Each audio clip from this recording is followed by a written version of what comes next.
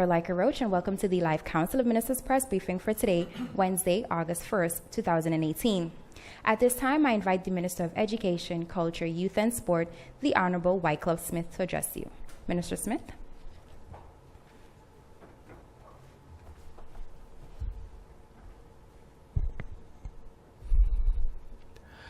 Thank you very much.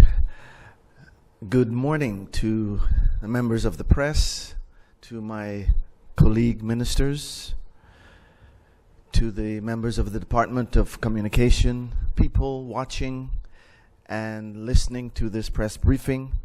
Good morning, St. Martin, and welcome. Today I would like to brief you on a few topics related to the Ministry of Education, Culture, Youth and Sports. I just got back from abroad on Sunday after having attended a UNESCO conference that was held in the plurinational state of Bolivia. That's the official name of Bolivia. This conference was held from July 23rd through July 26th, and the first 2 days were for high-level senior staff working in education ministries and in education departments. The last 2 days were for ministers of education from Latin America and from the Caribbean. At those meetings, the ministers of education pledged to uphold and to promote the sustainable development goals that were proclaimed by the United Nations.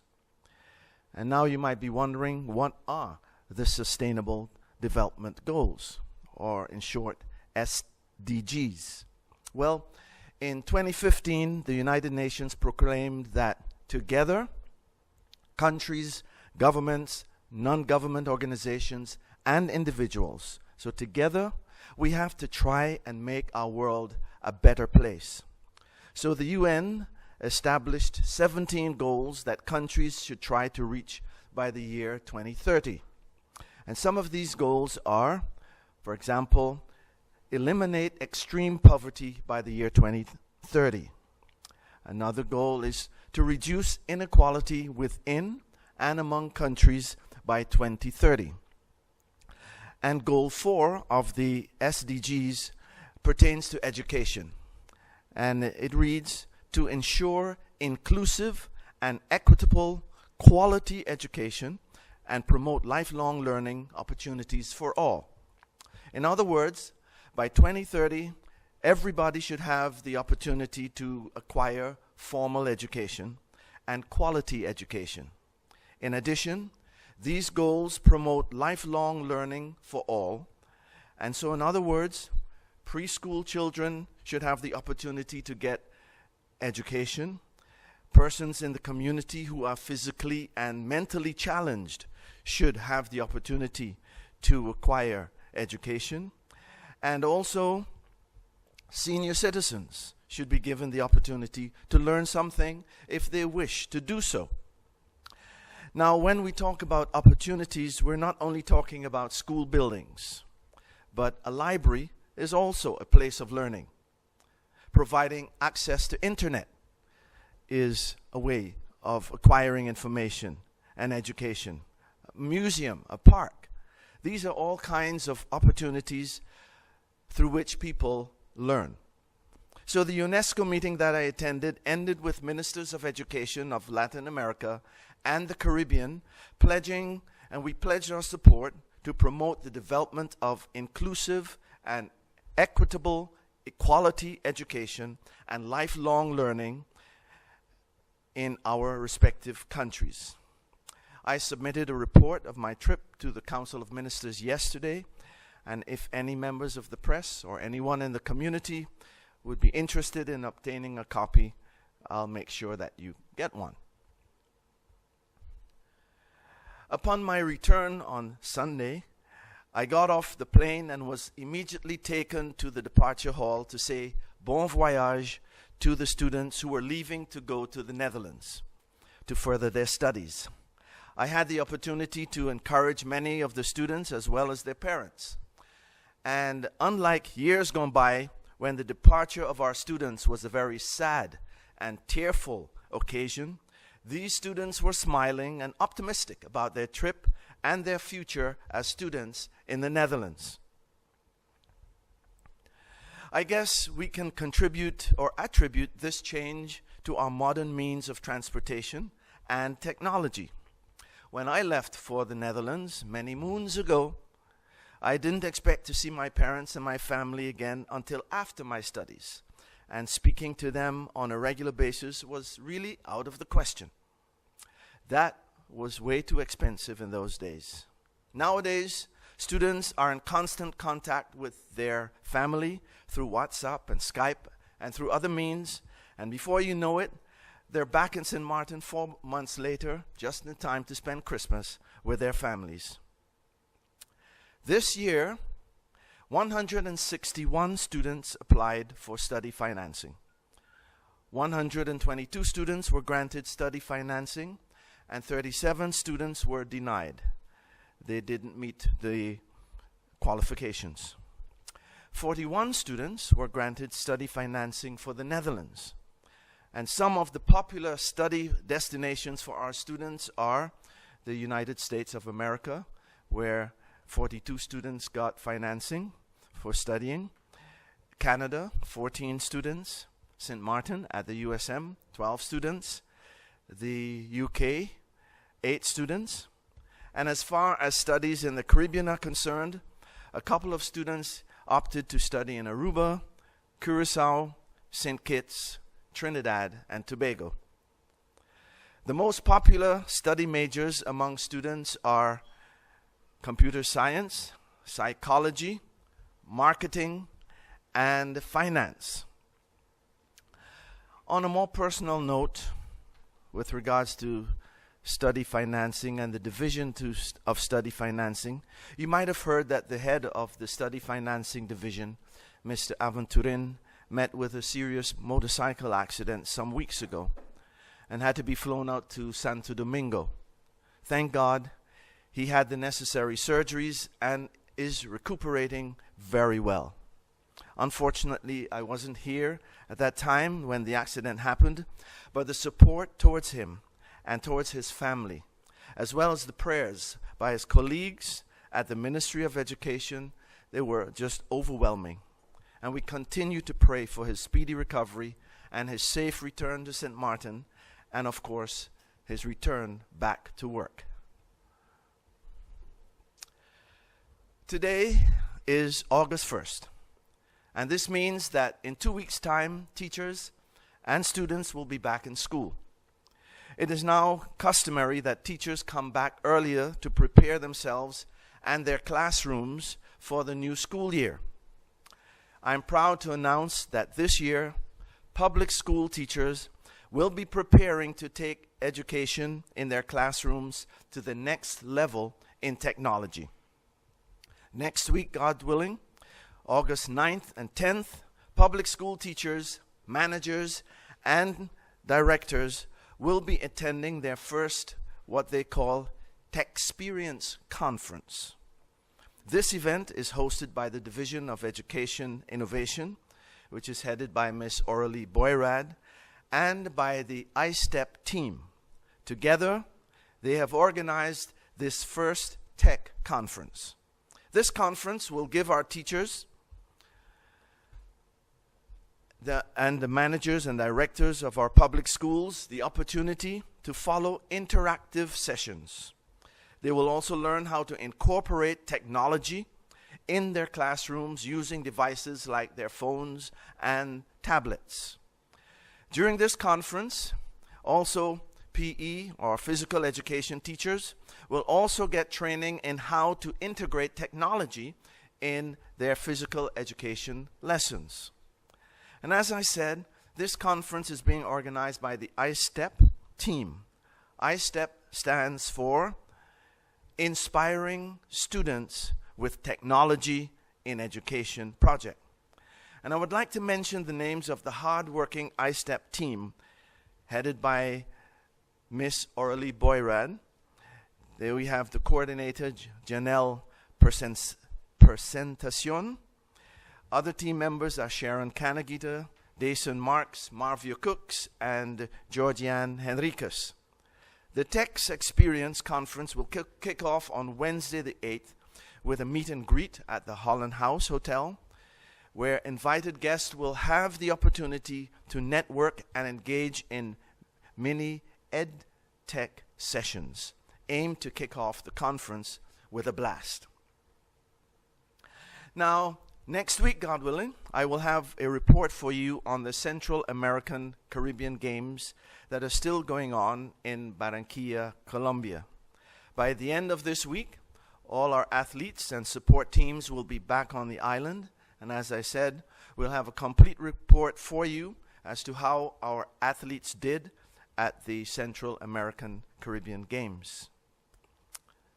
As I mentioned before, August 1st is the signal that the school year is about to begin.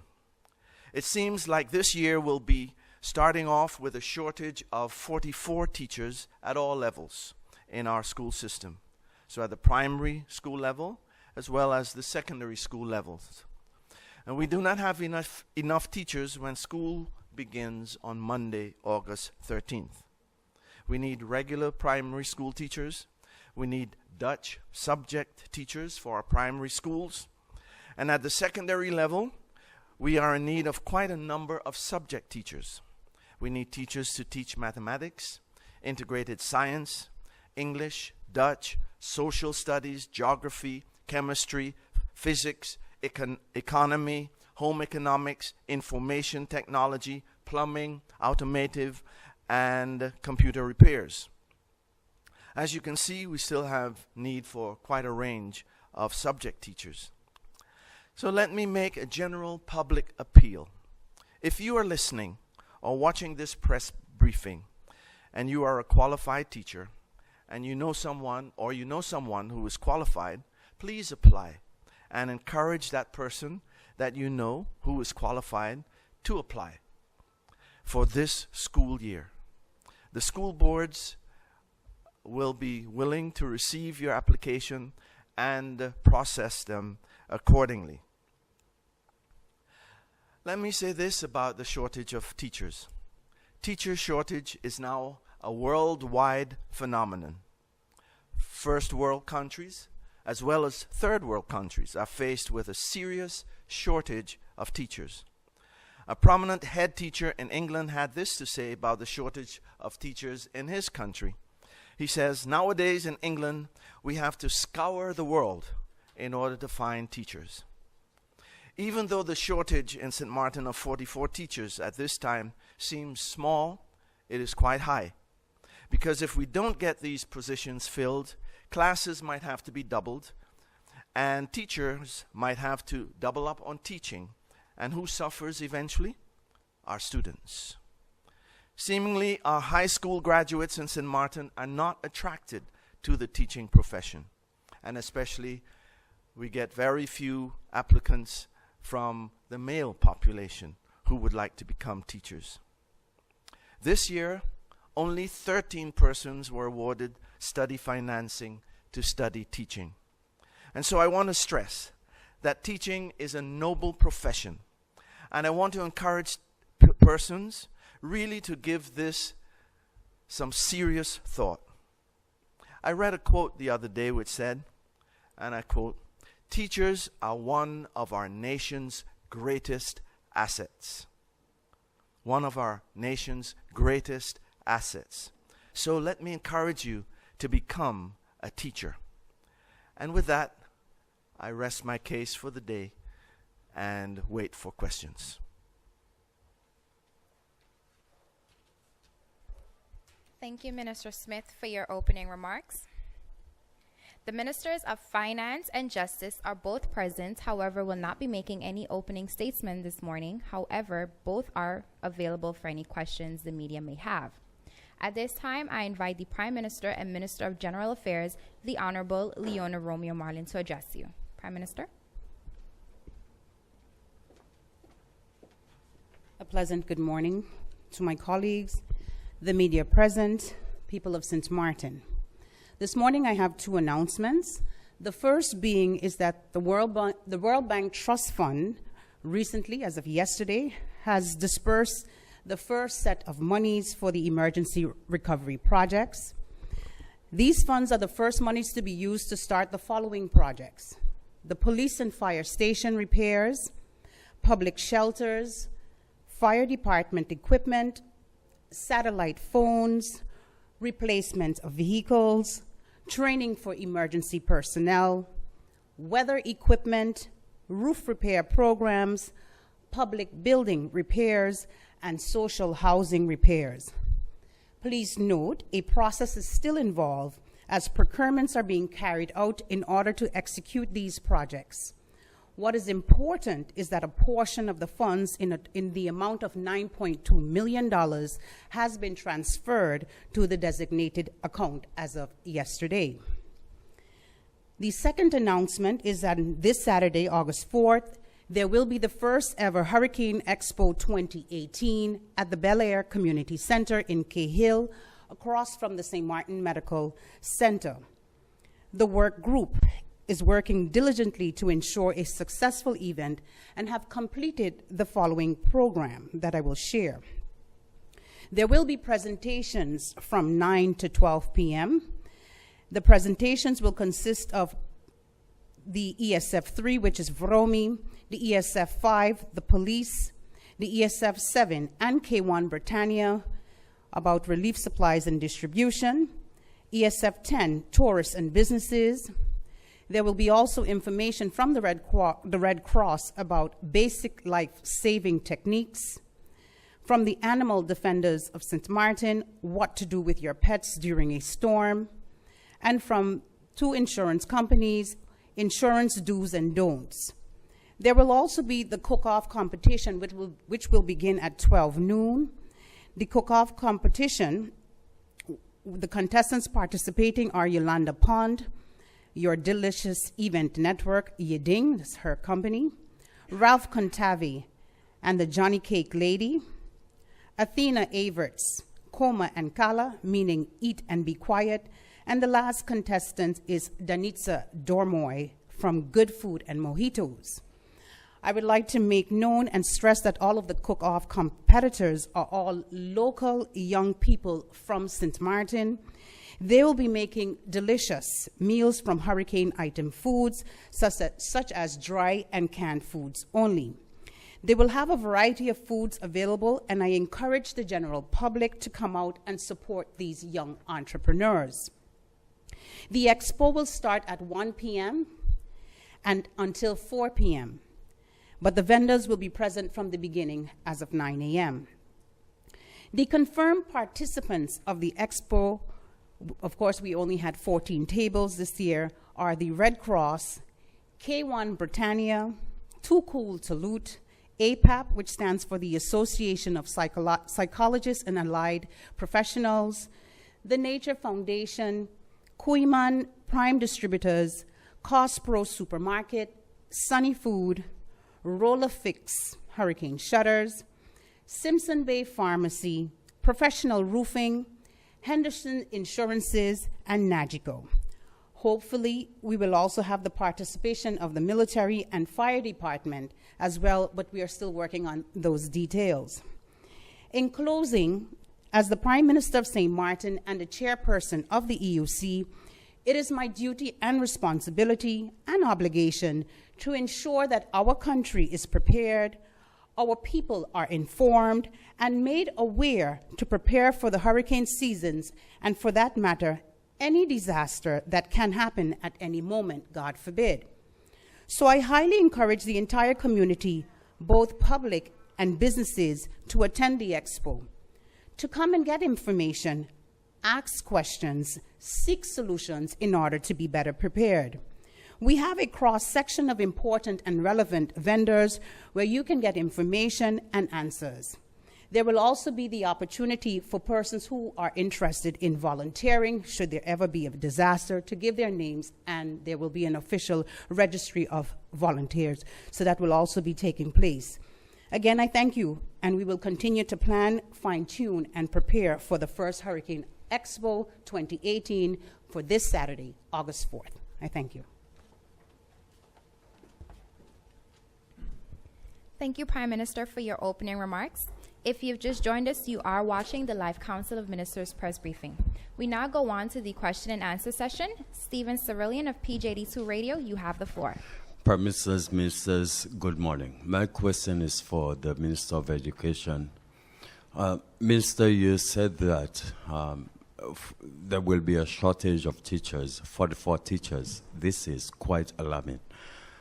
What is the ministry doing to recruit as many teachers as possible?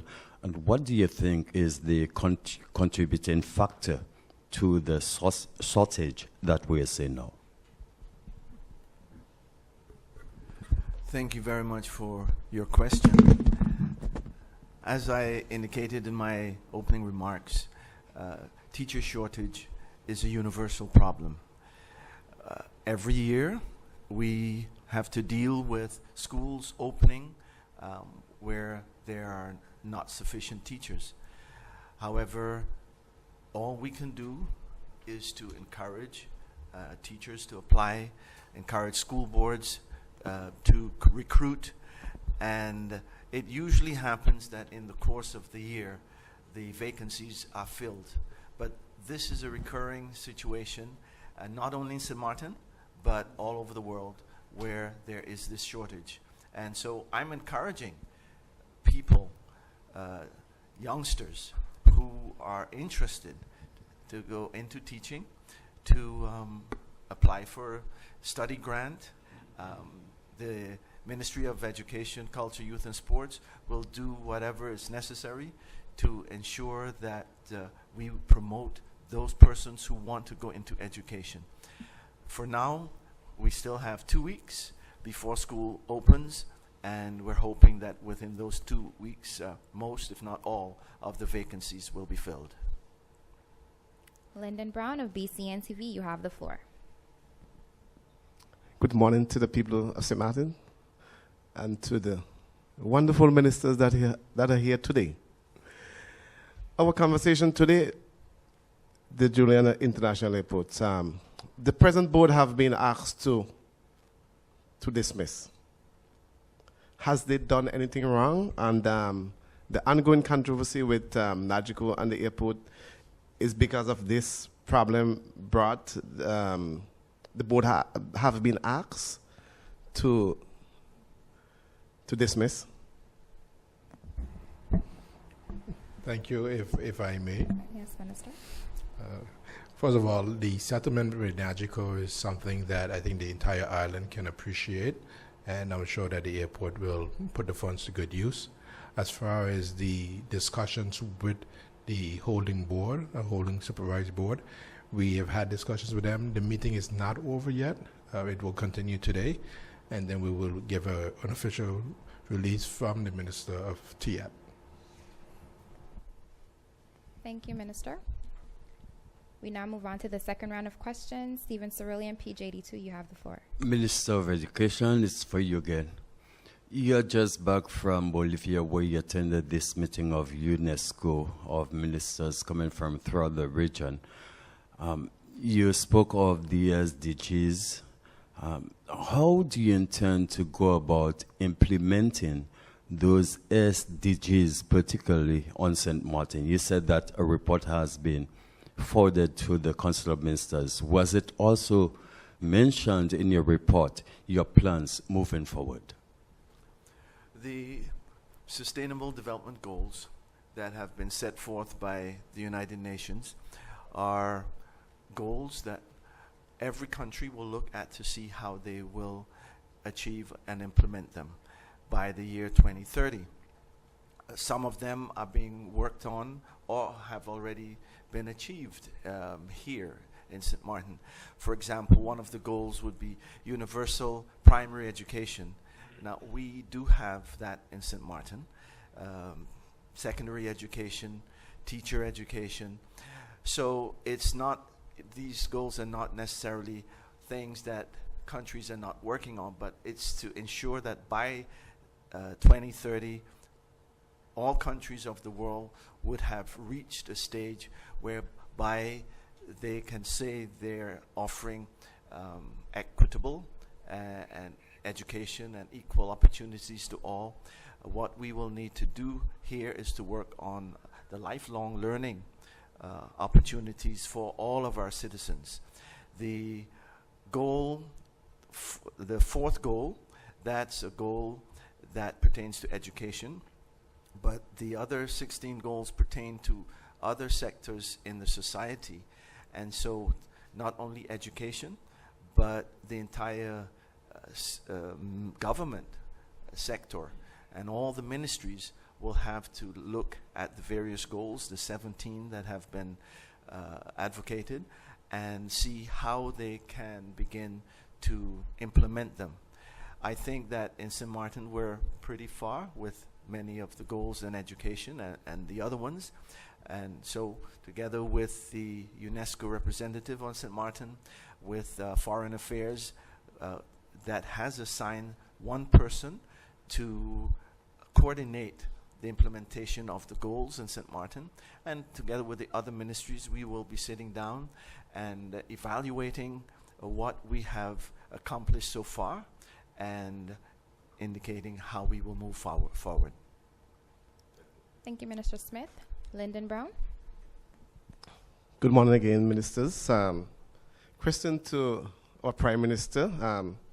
You have been emphasizing that from the 550 million euro, it will come in trenches. Now, late but welcome. A lot of people never believe that this day will come. Tell the people of St. Martin again how the funds will be execute, and how soon we will see some work at the various areas that allotted to. Thank you, Mr. Brown, for that question. Indeed, I will reiterate what you stated. Many thought that the funds would not come, but that was not me. I have always been confident that the monies that were allocated for St. Martin, that St. Martin will get that. Of course, there were conditions that we had to meet. We met those conditions, hence this is the results of the hard work that we have put in. Yesterday, as I indicated, 9.2 million is just a start, because remember, in the first tranche, 55 million was transferred to the World Bank Trust Fund. The first part of that, $9.2 million, has been allocated for the beginning. It's just a portion of it to start the emergency projects like I listed before. But indeed, I never had any doubt, and I still don't have doubt on the rest of the funds coming to St. Martin. But again, results will show that what I'm stating, as you see today. Thank you, Prime Minister. We now move on to the final round of questions. Stephen Cerulean, you have the floor. Minister of Finance, the central bank stated in a press release that the circulation of certain guilders will stop or have stopped as per yesterday, July 31st. Elaborate a bit more on the stoppage of the circulation of those guilders in particular. I'm sure you have been notified. Thank you. Good morning to my colleagues and to the listeners. Thank you, Stephen, for that question. The central bank, indeed, what they intend to do is to slowly take out of circulation those, those bills that are no longer meet the requirements for circulation. And that is just a standard procedure that any central bank does periodically. So that's all it is. Maybe you were trying to connect it to the fact that bills might be depleted in 2 years from now. But again, in the previous press briefing, I mentioned that that's nothing to really worry about. It's just to inform the people of the day-to-day operations of the central bank, and this is one of the exercises they do periodically. Thank you. Thank you, Minister Heerlings. Lyndon Brown, you have the final question. Question to Minister De Wever.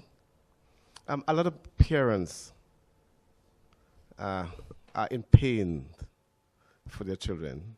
When you look at the statistic at the Pine prison, the numbers that are there is around from 30 years old down.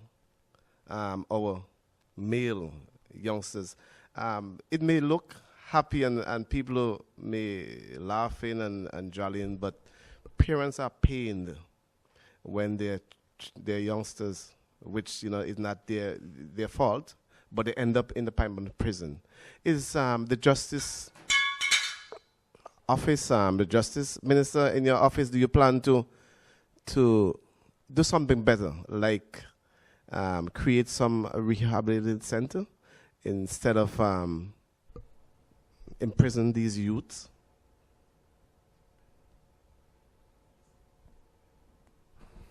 Thank you, Mr. Brown. There are certain different categories, as you kind of indicated. Those that are at the Miss Lally Center, that center was damaged with the passing of Hurricane Irma. The funds are being made available to repair that center, and we are looking at the first phase of Begin the Day program, and that will be shortly followed by the full program. As far as parents and the pain, I am sure and can only imagine what it feels like. I think the focus should always be on prevention, and as parents, you have a very pivotal role to play in that as well. I think the entire community has an entire role to play in the prevention, and I think if we all just did the right thing, we wouldn't really need bigger prisons. We might need a new prison because of the condition of the old one, but not that we may need bigger prisons. I visited the one in Bonilla not too long ago when we had the AVO meeting, and I was kind of shocked at the amount of prisoners that they had in their old prison, because they haven't moved over to the new prison as yet. I think there's space for 130 or 150 inmates, but their current population was like 105 or 115, so they didn't build with many rooms to fill kind of thing, but they did focus on the rehabilitation as well. I know there's an area for what they call HORECA, which is the hospitality and cooking and food, etc. That is also good. Planting, agriculture, that's also something that we're looking at. And I think overall, while they're unfortunately in prison, they will have to be going through the program. Right now, as you know, our prison also sustained a lot of damage with Irma. The recreational areas, as far as for the training, whether it's upholstery, woodwork, carpentry, or metalwork, those areas were damaged, so we are getting a quotation for them to be repaired, and then we can also start back with that rehabilitation program. Thank you. Thank you, Minister DeWeaver. I will allow another round of questions. So, Stephen Cerulean, you have the floor. Thank you. My question is for the Minister of Justice. The installation of cameras in and around town, how soon do we foresee the completion of this, and is there a time frame as to when those will be operational? I am pleased to announce that, first of all, the location where the surveillance will be taking place has been rented. That lease agreement was signed. And the installation of that equipment in that facility is also going to start. The recruitment has already started, and they're going to begin working. If I'm not wrong, I believe today they're going to start on the 1st of August. The cameras are already in their location, so it's on track, and we hope to keep it on track. Thank you. Lyndon Brown. Question to Minister Smith, Minister of Education. I heard your voice and the children that are leaving to study in various countries of the world. From your office, do you plan to make some mechanism to encourage younger teachers? We have a lot of students here at St. Martin, and do you have preferable destination, like teachers coming to recruit teachers from abroad? Do you have any areas, countries that you would like to see teachers come to St. Martin to teach our children? Thank you for the question. No, we don't. We're looking for teachers who are qualified in particular subjects or subject areas. So if you're qualified and meet the standards that we have, then it doesn't matter where you come from.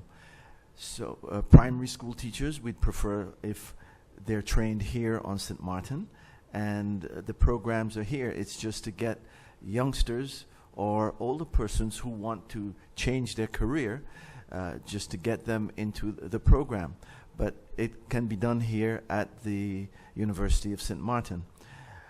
Again, my appeal would be to anyone who's interested in teaching, go for it. It's a noble profession. It can be a drive somewhere, like a drive to encourage, to excite the youngsters to join. That would be something that we would be looking at in the course of this year. As you know, I've just been in this position for 1 month. So we have another 6 months, because teachers, persons who would like to get a study grant, they would need to do that, apply for that by the end of this year, end of December. So in the next couple of months, that would be something that we would be looking at to encourage persons who want to go into the teaching profession to do so. Thank you, Mr. Brown. Thank you, Minister Smith. Honorable ministers of the council, members of the media, radio listeners, and online viewers, this brings us to the end of the Live Council of Ministers press briefing for today, Wednesday, August 1st, 2018. For rebroadcast, tune in every evening at 7 p.m. on St. Martin Cable TV. For video on demand, log on to the official government's website at www.stmartingov.org. On behalf of the Department of Communication, I'm Relaika Roach, and do have a pleasant day.